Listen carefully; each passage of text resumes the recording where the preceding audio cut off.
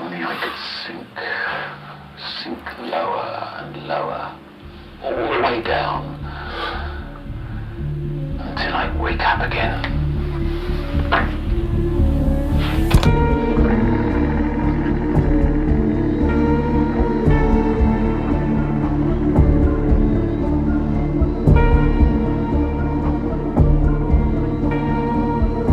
You're listening to The Sounds of Nightmares, an audio fiction series from the world of Little Nightmares.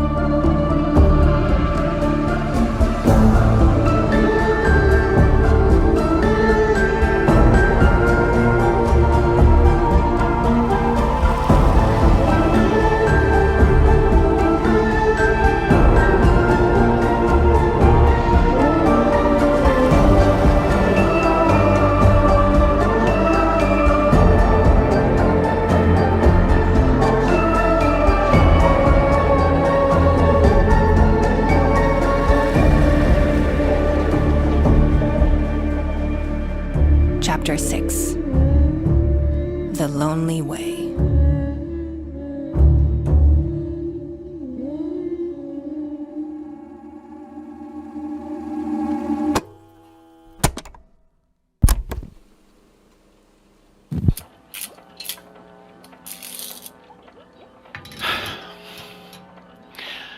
I repaired what I could of the apparatus, and though the monitor remains broken, I dare say it's as close to completion as it will get.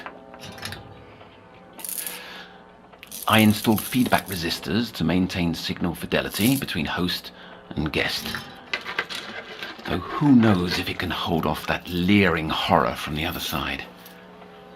However, the most critical component is the least reliable, the oniric medium to carry the frequency. Noon.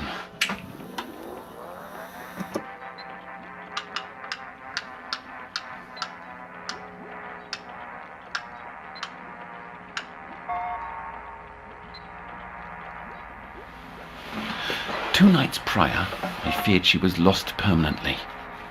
Another transposition which lasted longer than any previous episode. Only as the sun rose did her body return, manifesting in the south wing courtyard.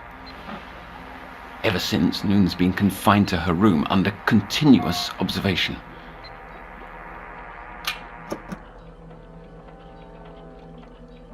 He must have let her go. Why?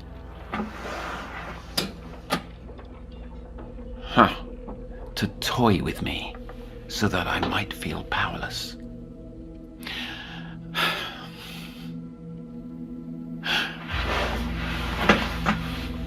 Zahi's gaze. The moonlight hits the painting, recalling our first session.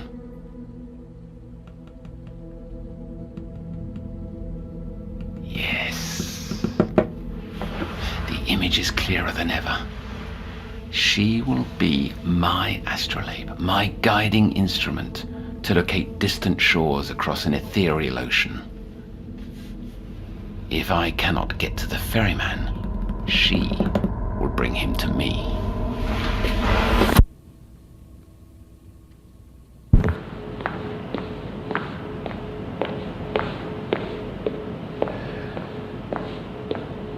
Take your leave, with my thanks.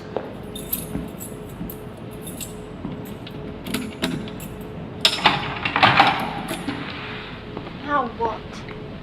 Oh, it's you. How are we this evening? That's a first? You've got nothing to say? Don't feel like talking. To anyone or to me? Do you see anyone else? That's your prerogative. Nonetheless, I came to listen. No, you never really listen. No flour or cake this time? To buy me over?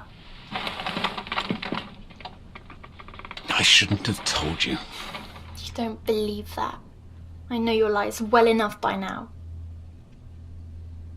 Mum once said that keeping the truth from others can't change it. Even if it spares unnecessary pain?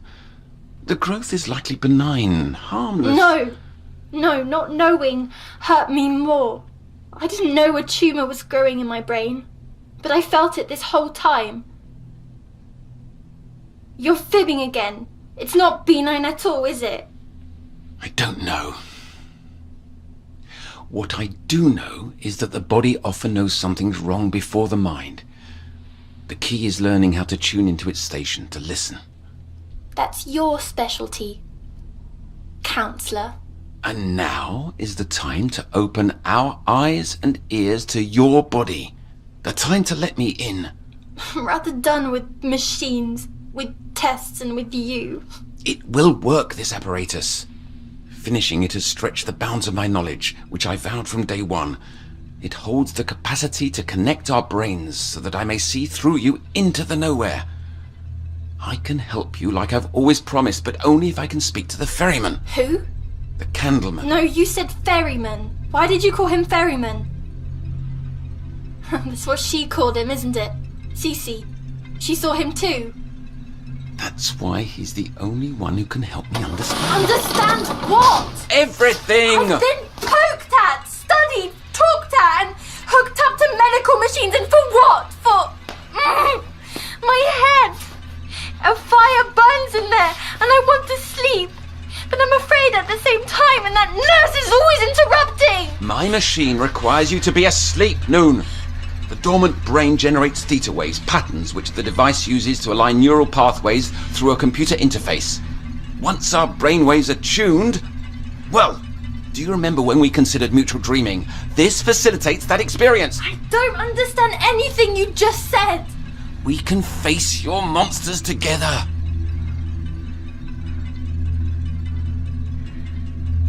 This machine... it means I get to sleep.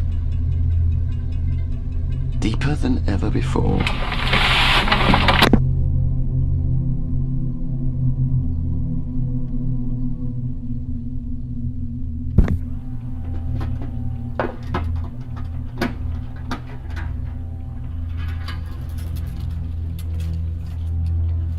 Metal spider webs. What?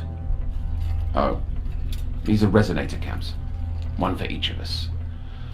The mesh of filaments transmit electrical pulses between our brains via the interface. Non-invasive, harmless. I'll put mine on first to show you.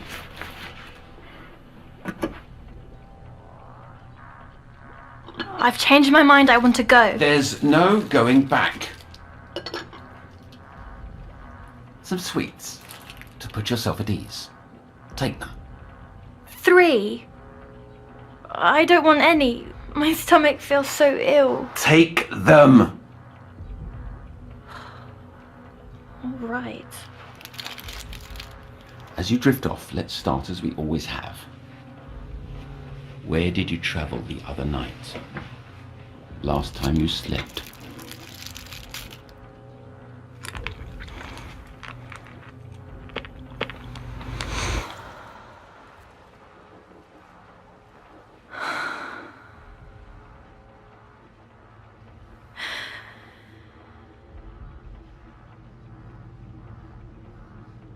Soon as I closed my eyes, I drifted through an endless dark. After what felt like hours, I found myself in a musty, cluttered room, mountains of patterned fabrics piled against the walls. A long wooden table was covered in scraps and tools, and a machine whirred behind the closed door across from me. A familiar, faint smell. Candy apples. And enchanting sad music.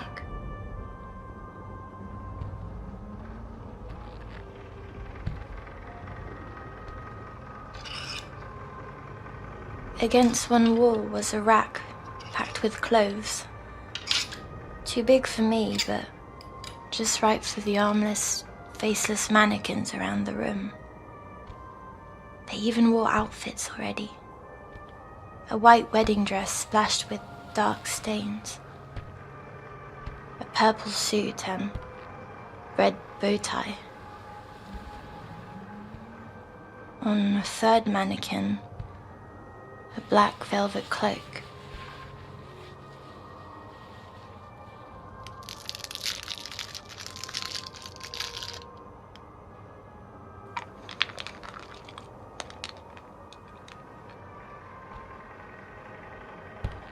the foot of a table, I discovered a wooden chest and lifted the lid to see it stuffed with smaller outfits. A doctor's coat, a pink tutu and shoes, and a yellow raincoat. Yellow? Was anyone else around? Only the puppet. What puppet? Up. On the table among spools of thread and needles and bits of ribbon, rusty shears stuck through his torso, pinning him down. I could almost feel the blades myself. He had a wide face, painted with a wide downturned mouth, sagging cheeks, glimmering black eyes. Twine with frayed edges dangled from his arm. The only one he had.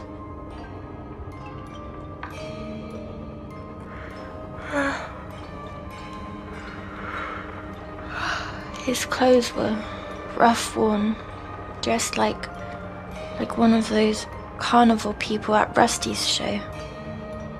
I leaned in to get a closer look, and jolted to life, grabbing my leg. He yanked until I fell and struggled to break free, kicking at him, but he held tight to my ankle. Reaching for a nearby bottle, I smashed it into his head. He let go, and when he stopped moving, so did the music.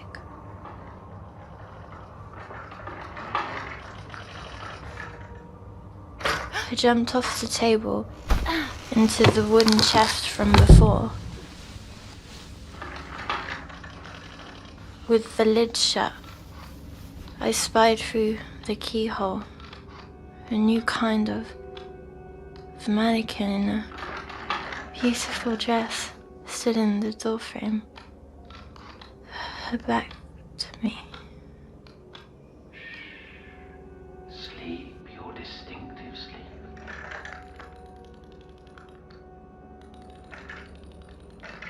Her little movements were stiff, mechanical. Her body was still while her neck began to twist. Her hair was too shimmery, her lips too wet, and her eyes too glassy, all too elegant to be real or fully fake.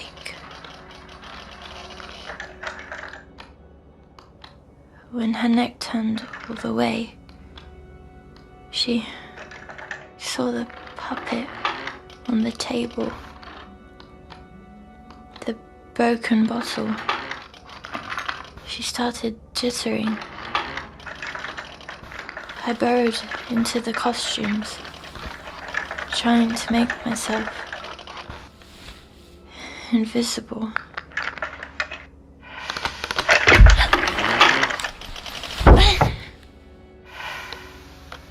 She opened the chest, removed a tan trench coat, sewing closed a tear along one seam.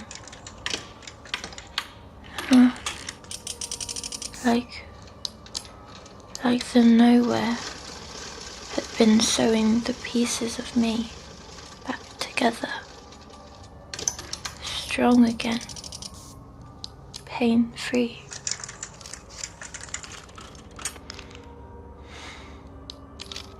She's nearly out. I tucked away. She took out a gunny sack. One slit. I would be next. No escape. Help! I held the lid closed tight.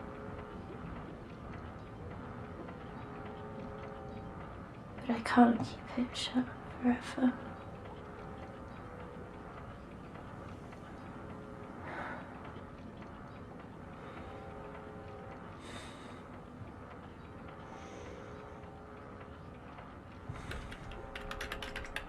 She's reached the hypnagogic threshold. I'm connecting our neural relays before she crosses.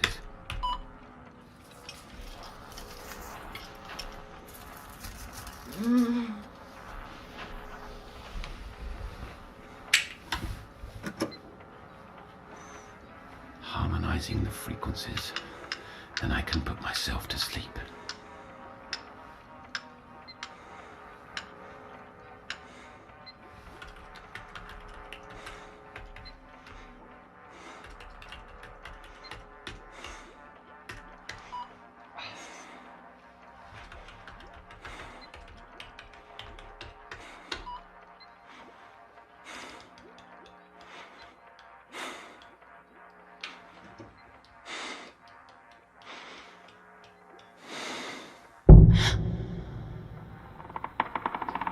Someone's opening the chest. Right now. What? She can't be there yet. It's too soon. I can't see There's him. nothing to see. The perfect lady's gone. Only the dark. All around. I can't even see my hand in front of me.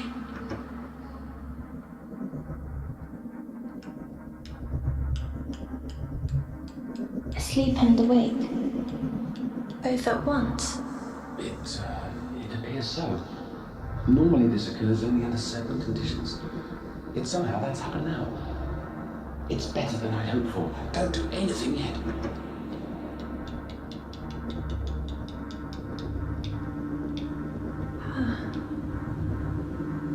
I was wrong. It's not darkness.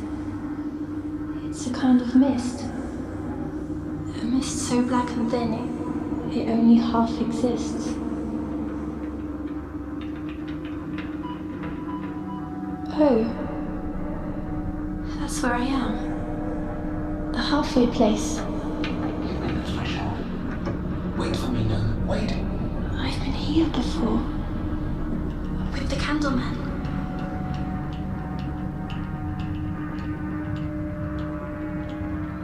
Close your eyes. Don't move. I can't. I'm sinking and floating. There's no floor. Only the mist spreading its fingers so I can see myself. As if rebuilding me piece by piece. And above me, or below, the brightest stars you've ever seen, twinkling as a million islands would.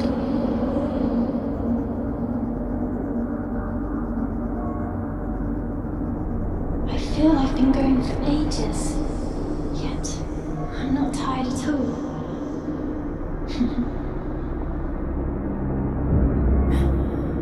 A shape in the distance. An outline of a door. Do you see it? No, listen. You must wait for me. I'll be there soon. Do not go towards that door without me. I'm so close. Whichever way I turn, the door is straight ahead. I'm getting nearer. It's ancient. The color of twilight, made of knotted wood. Oh. No, it's a liquid. Or both at the same time. And the frame. It squirms all about. And there's no doorknob. Only a shape at the center. The shape of an eye. What was that? Someone at the door? Come in. But I'm outside now.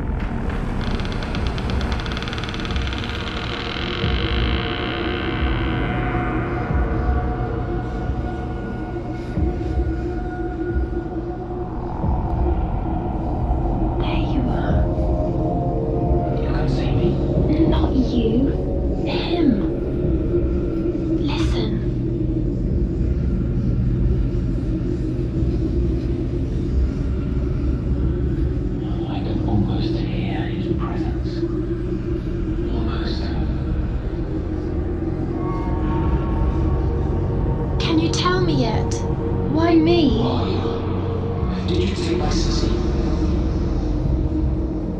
Only youth blooms, petals pure, but uprooted, spoils wait within. In the door? Where are we going? No, stop. Is she in there? Where is my sister? A world as wide as the deep, and narrow as the well. I'm stepping through. Sink into these tideless waters. He's taken my hand, welcoming me to the other side of the door. The stairs here go every direction at once. Otto, if only you could see it. More stars, constellations and rings around a pulsing red moon.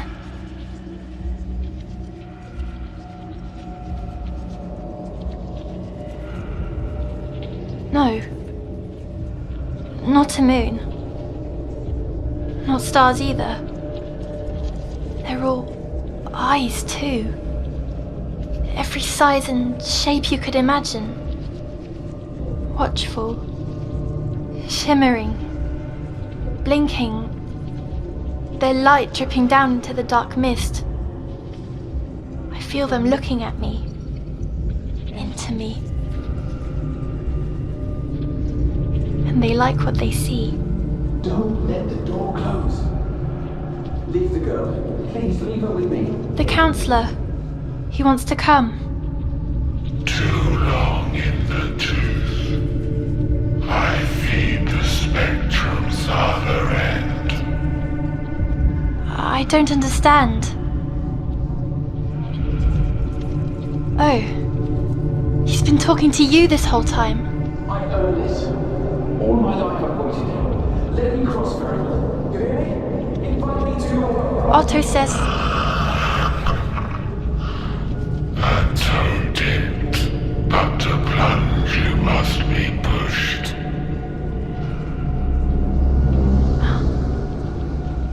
the door's changing now. Thumping. No, it's the image in the frame that's changing. A blur of faces. Children. And... I'm sorry, Counselor. The door's drifting away from us. How do I enter? I need to know. Tell me how to cross. Tell me. A quarter will be granted.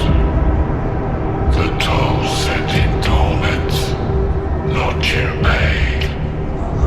I have nothing to give. What else do you want? Sleep now, Ruth. Sleep into nowhere. Take my hand again. I'm going. Not you. The Candleman. I'll be lost without him. Where are you? Please. I need to see my sissy again. The smoky fingers are mixing with the blinking eyes.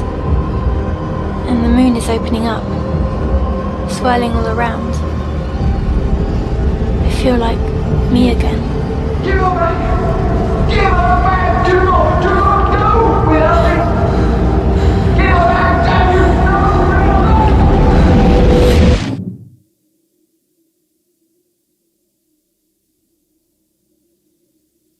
But it's still there. Why is it still here? That darkness.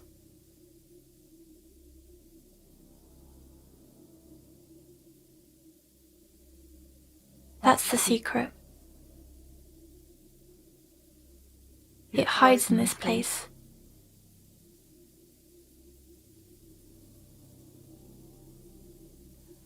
My body knew all along.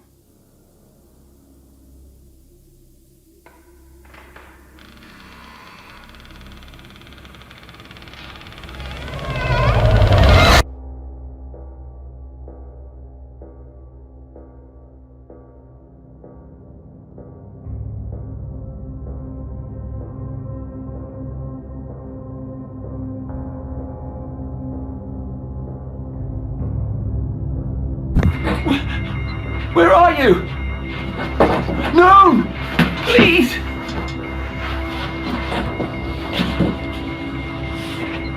Not again.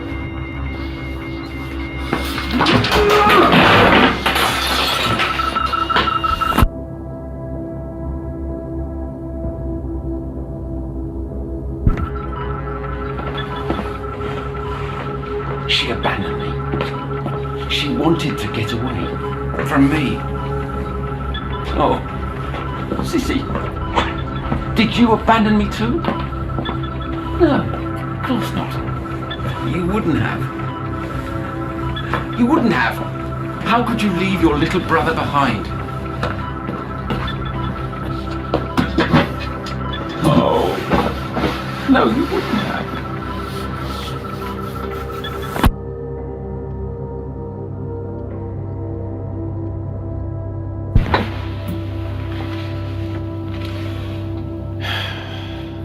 I swear I could hear what she was hearing. Couldn't I? The ferryman. He said, a quarter will be granted? For whom? And a toll was to be paid?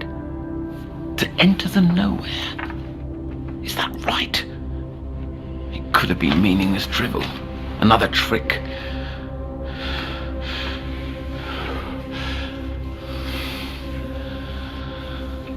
If only I could sink lower and lower, all the way down, until I wake up again.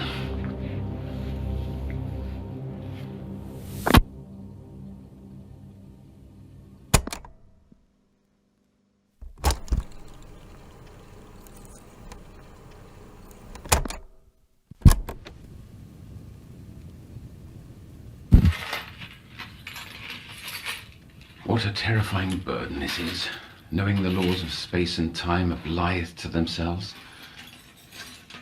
Her dream still lingers within me, descended upon my being and into the counties.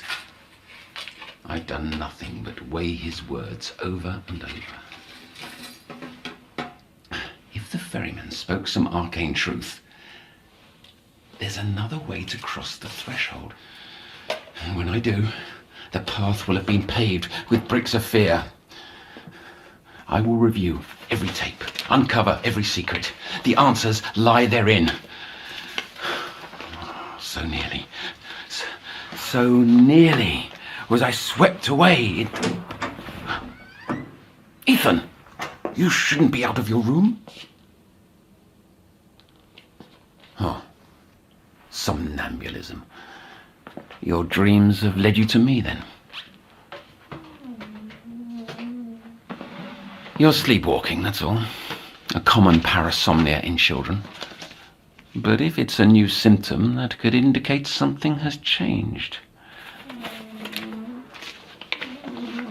What? Oh, the mess. I was looking for something I lost. But I think I've just found it. Let's get you back to sleep now. And tomorrow, together, we'll dream and dream and dream until we sleep again anew. Hold on, before you go.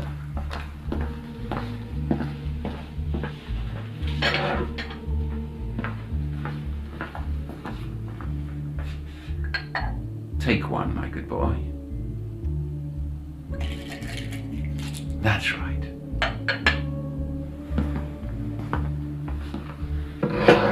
Sweets for my sweet.